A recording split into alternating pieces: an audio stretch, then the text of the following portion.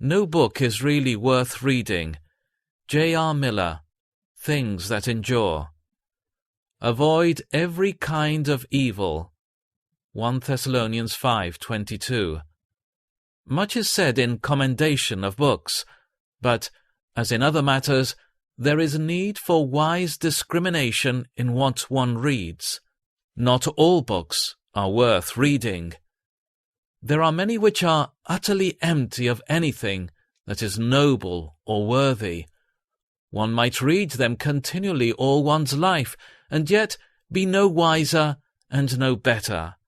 100 of them do not contain a dozen sentences that it is worth while to keep in one's memory, or that can be of any help or cheer or strength in one's life.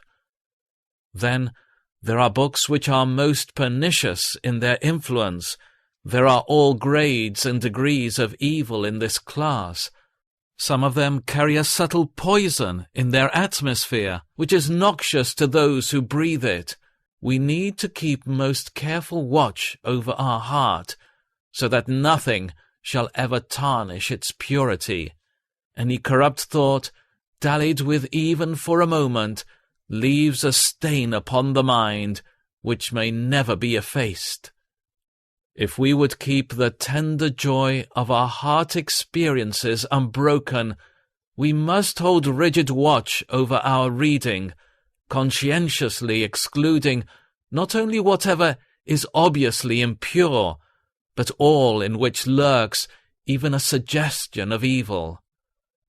A writer says, "Never read a book which is not worth reading for some noble end beyond the short-lived pleasure of a little excitement." When we think of the influence which our reading has upon our lives, we see at once the importance of selecting only books that are worthwhile.